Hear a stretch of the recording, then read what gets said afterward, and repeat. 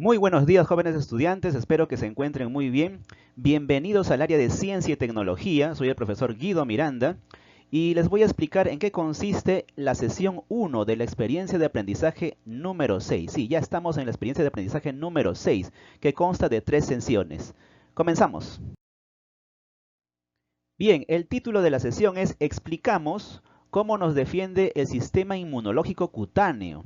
La competencia que vamos a desarrollar esta semana es Explica el mundo físico, basándose en conocimientos sobre los seres vivos, materia y energía, biodiversidad, tierra y universo. Las capacidades son las siguientes. Comprende y usa conocimientos sobre los seres vivos, materia y energía, biodiversidad, tierra y universo. Y la segunda capacidad es evalúa las implicancias del saber y del quehacer científico y tecnológico. Bien, el propósito de la sesión es explicar cómo nuestro sistema inmunológico nos defiende de los microorganismos patógenos. ¿Qué quiere decir patógenos? Que causa enfermedad, que ingresan a nuestro cuerpo a través de la piel. Y el criterio de evaluación de esta semana es, expliqué cómo funciona el sistema inmunológico cutáneo. Para ello, utilizamos y relacionamos conocimientos científicos, como conceptos, características, datos y evidencias. Bien, para empezar veamos qué es el sistema inmunológico. Bueno, el sistema inmunológico está compuesto por proteínas, células, tejidos y órganos. A ver, para entender esta parte, primero tenemos que recordar cuáles son los niveles de organización de los seres vivos, ¿no? Por ejemplo, en la parte inferior, en la base, tenemos a los elementos químicos, o sea, nuestro cuerpo está conformado por elementos químicos como el carbono, hidrógeno, oxígeno, nitrógeno y otros más, ¿no? Ahora, el conjunto de estos elementos químicos forma las moléculas. Ejemplo de moléculas, las proteínas, los lípidos, glúcidos, etcétera, ¿no? El conjunto de moléculas forma las células. El conjunto de células organizadas forma los tejidos, ¿no? Y el conjunto de tejidos forma los órganos. Entonces nos estamos dando cuenta que el sistema inmunológico trabaja a varios niveles, ¿no? Porque acá dice, el sistema inmunológico está compuesto por proteínas, o sea, moléculas, células, tejidos y órganos, ¿no? Trabaja a 4 niveles diferentes, ¿no? De manera coordinada para protegernos y defendernos de microorganismos patógenos. Recuerden que patógeno se refiere al microbio que causa una enfermedad, como virus y bacterias. Pero ¿cuáles son esas proteínas, células, tejidos y órganos que conforman el sistema inmunológico? Para eso tenemos que observar esta imagen, ¿no? Ejemplo, acá tenemos las amígdalas, ¿no? Que forman parte del sistema inmunológico, las membranas mucosas, ¿no? Que detienen muchos gérmenes, el timo, que es una glándula, ganglios linfáticos, ¿no? El vaso, que es un órgano, la médula ósea, la piel, y por ahí también tenemos a los vasos linfáticos. Entonces, todo este conjunto de órganos, tejidos y células, porque acá no hemos mencionado, pero que posteriormente los vamos a mencionar, forman a nuestro sistema inmunológico cuyo fin es defendernos contra las infecciones. Bien, ahora veamos quiénes nos defienden contra las infecciones a nivel celular. Me estoy refiriendo a los leucocitos o glóbulos blancos, ¿no? Recuerda que leuco quiere decir blanco y cito célula. Nuestros glóbulos blancos que se encuentran en todo nuestro cuerpo, especialmente en nuestra sangre, se encargan de defendernos contra las infecciones.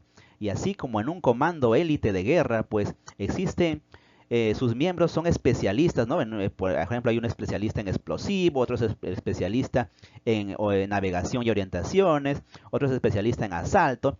Igual, en nuestros glóbulos blancos también se especializan, ¿no? Todos tienen diferente función. Primero veamos la clasificación de nuestros glóbulos blancos. Hay de dos tipos. Hay granulocitos, que están aquí en la parte izquierda, y los agranulocitos, que están acá, aquí en la parte derecha. ¿Qué son los granulocitos? Bueno, son glóbulos blancos o leucocitos que tienen granos, ¿no? pequeños corpúsculos en su citoplasma. Esta parte que está rodeando la parte oscura es el citoplasma de la célula. Y el núcleo, que generalmente es circular, ¿no?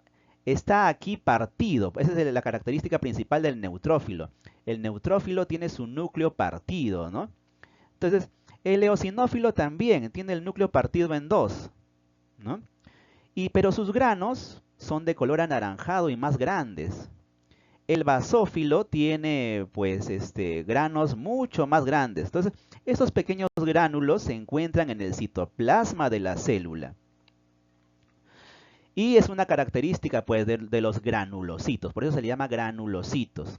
Cuando tú te haces un examen de sangre, ¿no? Y te entregan tus resultados, ahí en los resultados salen, ¿no? Neutrófilo tanto por ciento, ¿no? Eosinófilo tanto, ¿no? ¿Y qué son los agranulocitos? Bueno, como su nombre lo dice, agranulocitos son aquellas células o glóbulos blancos que no tienen granos en su citoplasma. Por ejemplo, aquí tenemos al monocito. El monocito, pues, es un glóbulo blanco muy grande que se encarga de fagocitar, o sea, de comerse a bacterias y otro tipo de cuerpo extraño, ¿no? Cuando este monocito se hace adulto, se convierte en macrófago. El macrófago es bastante voraz, ¿no? Se alimenta como te digo, de cuerpos extraños que ingresan a nuestro sistema, ¿no?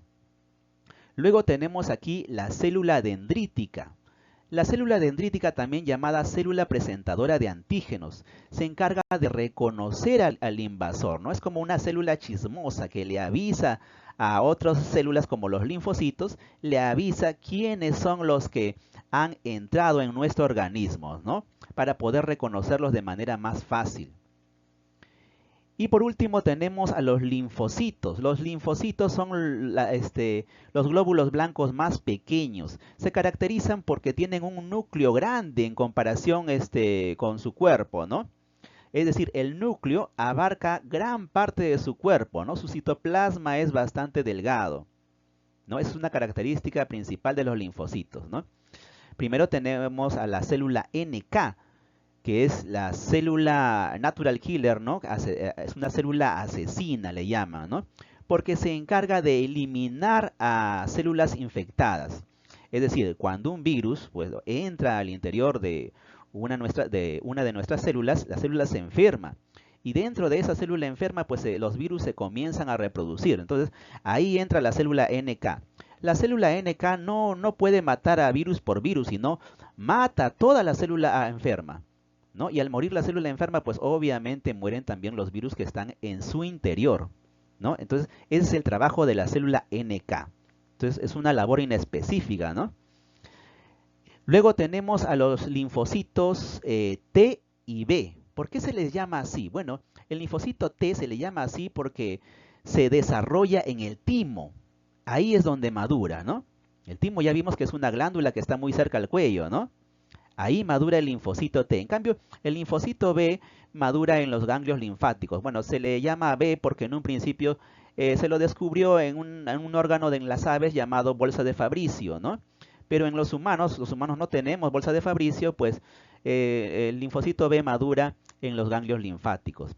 Y este de acá, este pequeñín, pues es el más peligroso de todos. Bueno, no peligroso para nosotros, sino peligroso para los virus y bacterias que intentan infectarnos.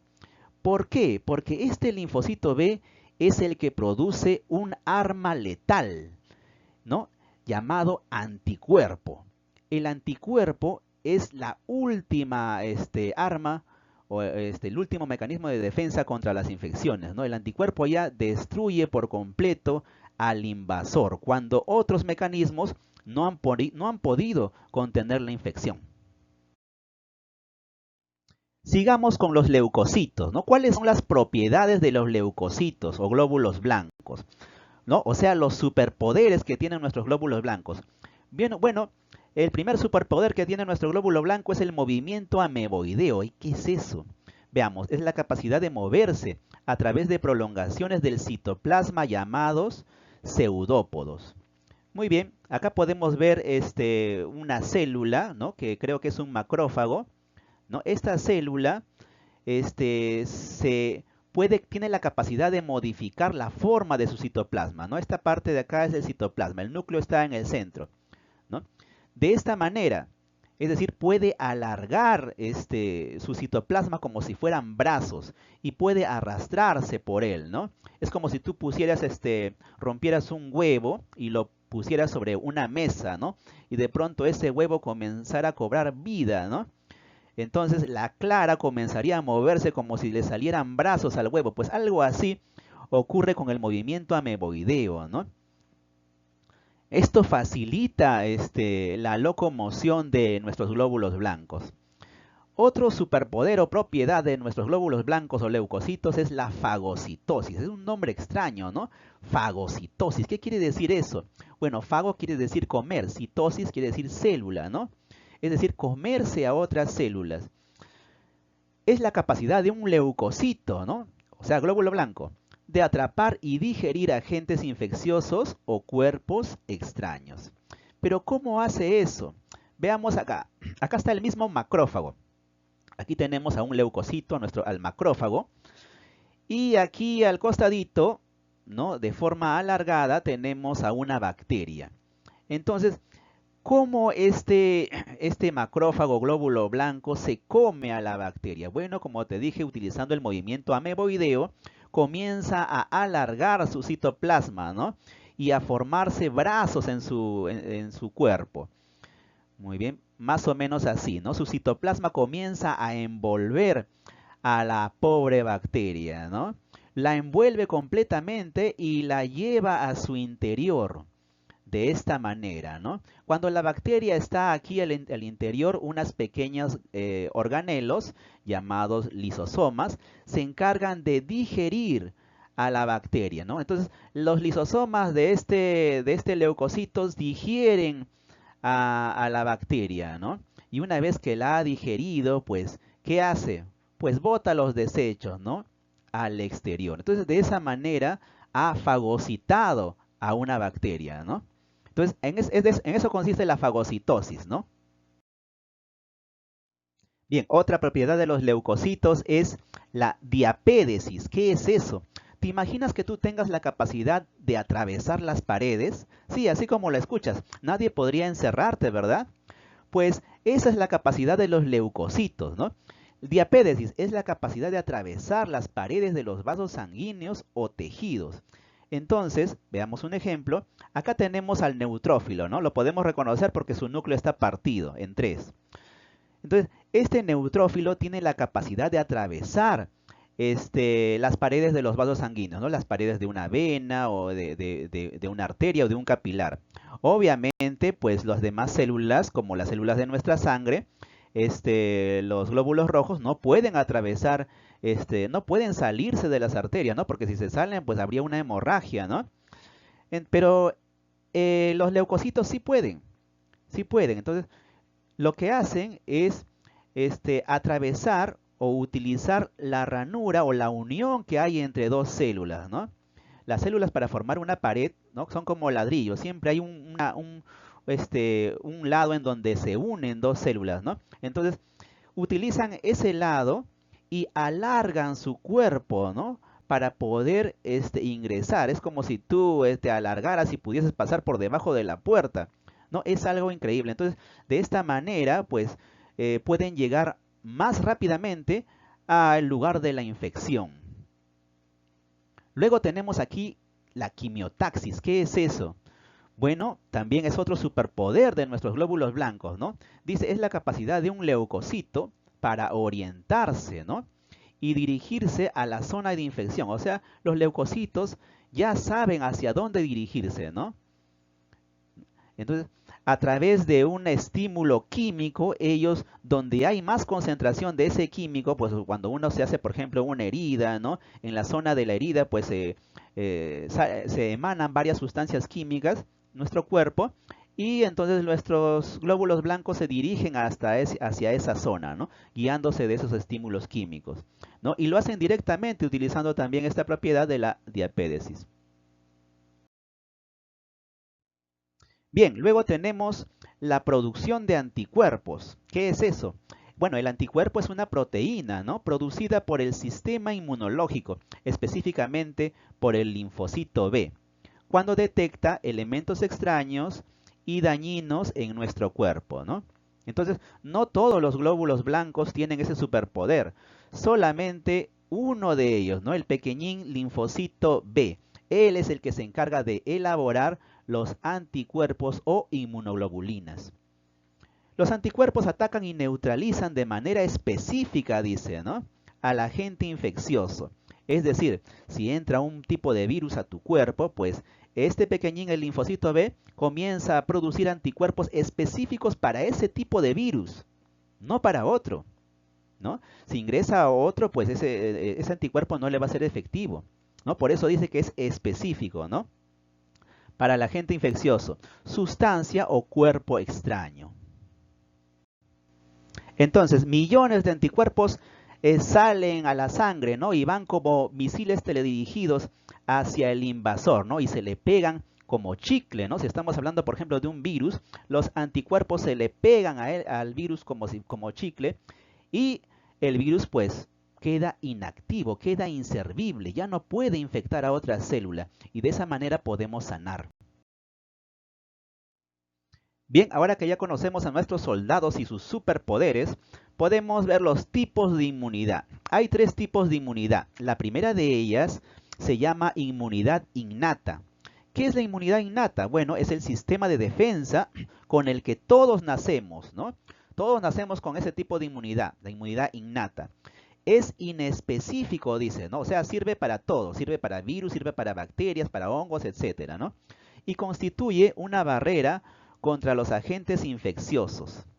Ejemplo, acá tenemos a la piel, ¿no? La piel es una barrera, evita que los microbios ingresen a nuestro cuerpo, ¿no? El moco también, ¿no?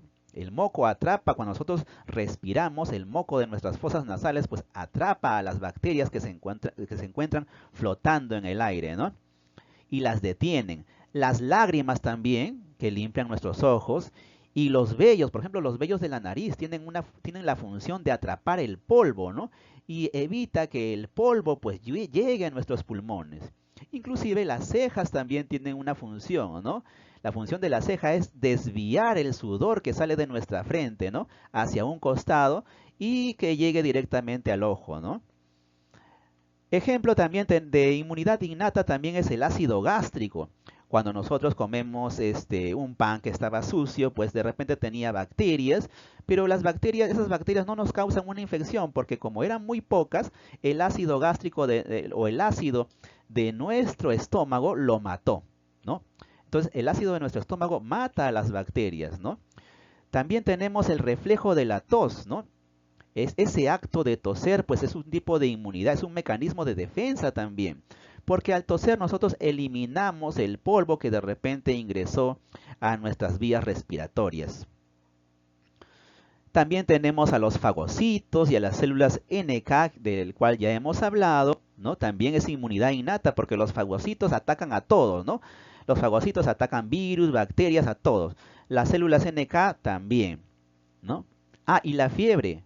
La fiebre también es un mecanismo de defensa, ¿no? Entonces, la fiebre no nos da porque no lo causa la bacteria o el virus que nos infectó, sino nuestro propio cuerpo lo causa, en su afán de ralentizar la reproducción de esos virus o esas bacterias. Entonces, la fiebre es un mecanismo de defensa, ¿no? Trata de impedir de que los virus o bacterias se reproduzcan rápidamente dentro de nuestro cuerpo.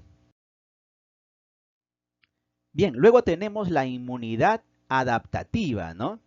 Este tipo de inmunidad nosotros la adquirimos a través del tiempo, es decir, no nacemos con la inmunidad adaptativa, ¿no? Por eso acá dice, es la inmunidad que se desarrolla a lo largo de la vida, dice, ¿no? Y se adquiere con el contacto de agentes infecciosos. Conforme nosotros vamos creciendo, nos vamos enfermando, ¿no? Y eso también tiene su parte buena porque nuestro sistema inmunológico aprende a reconocer esos virus o bacterias que nos infectaron, ¿no?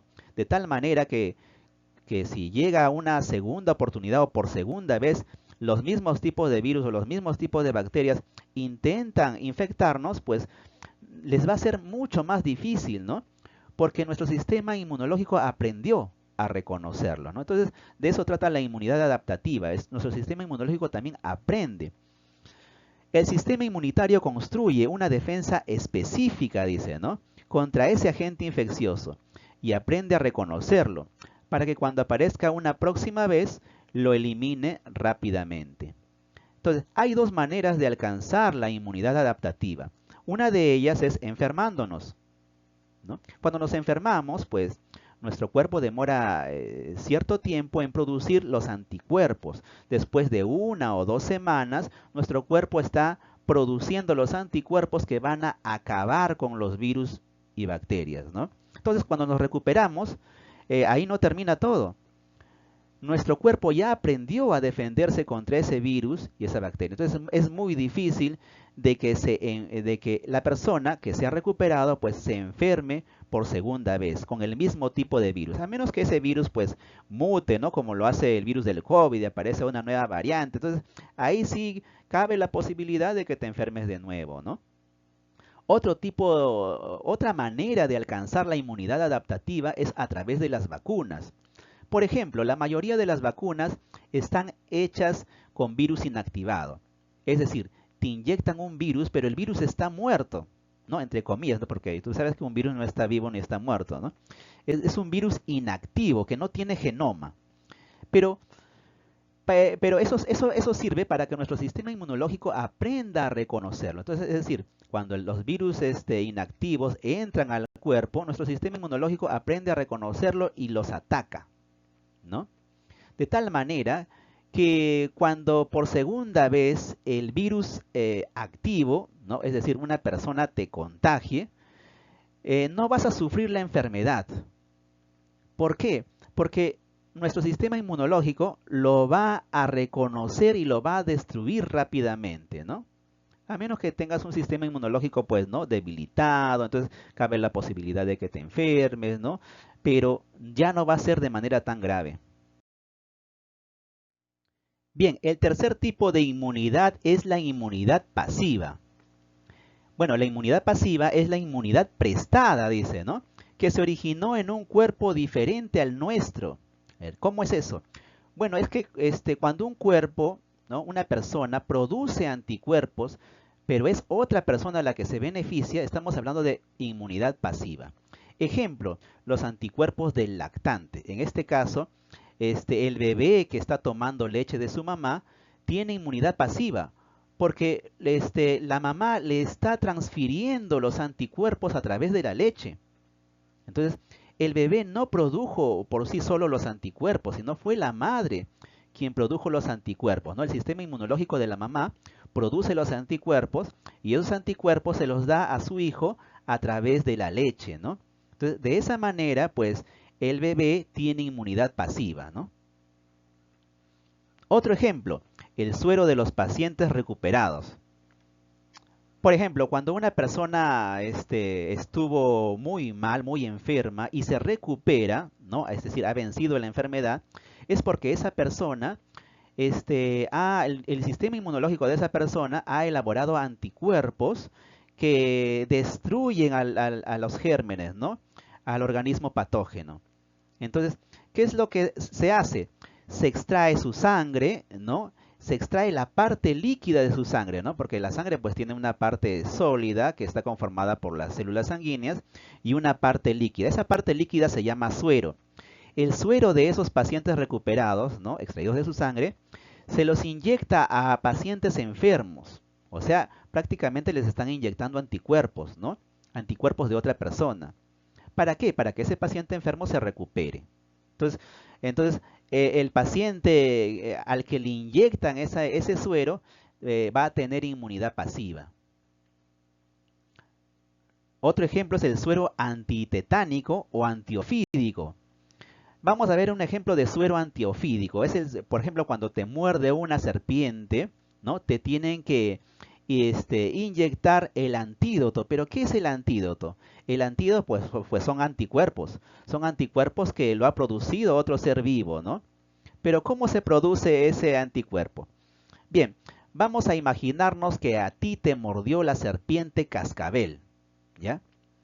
Entonces, cómo se obtiene el suero o el antídoto para combatir el veneno de esa serpiente, ¿no?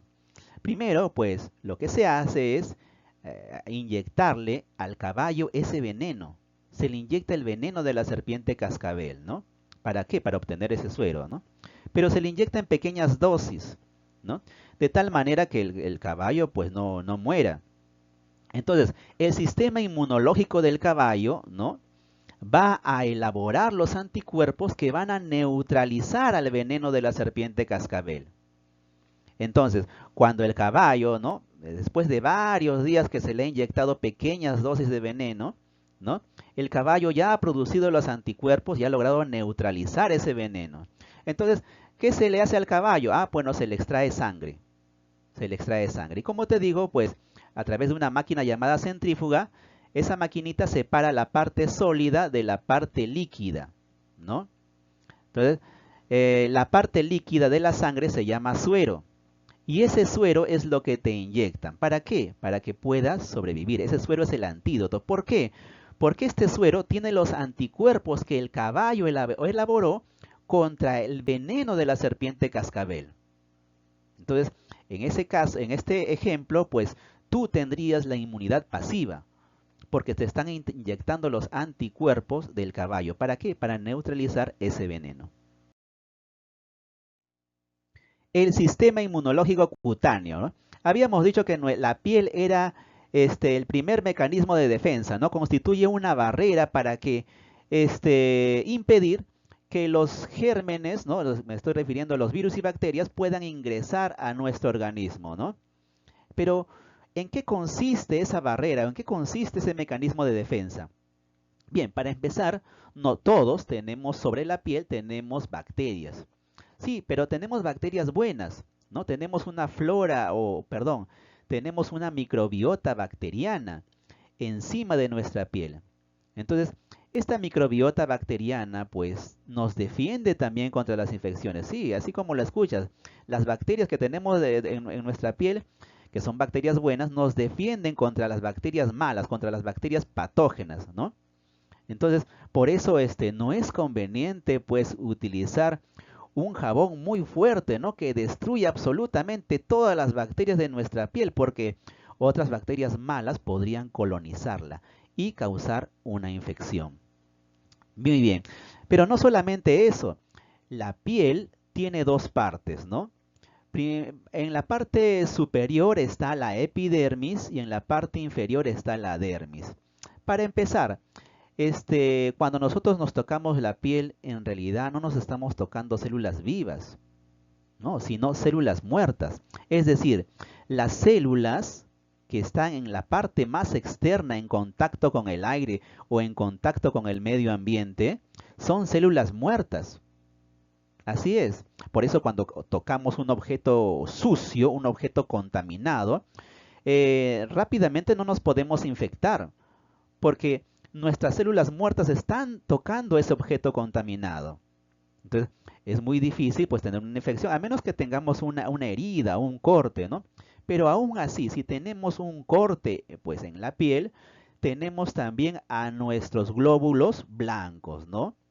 Por acá tenemos, por ejemplo, a los linfocitos, ¿no? Tenemos acá al macrófago, a la célula dendrítica, ¿no? Entonces, nuestra piel tiene por todos lados nuestros soldados o glóbulos blancos o leucocitos, que nos van a defender contra las infecciones.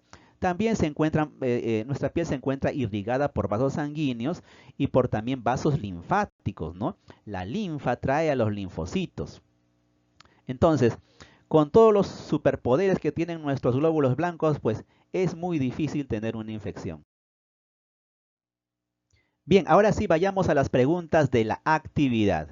Número uno, pregunta número uno, dice, ¿cómo está estructurada la piel? Bueno, lo acabamos de ver, para cumplir su función inmunológica o de defensa ante agentes infecciosos. Número dos, aquí hay una casuística, dice, Luisa se hizo una herida en la piel al caer al suelo. Eliminó la tierra de la herida utilizando jabón.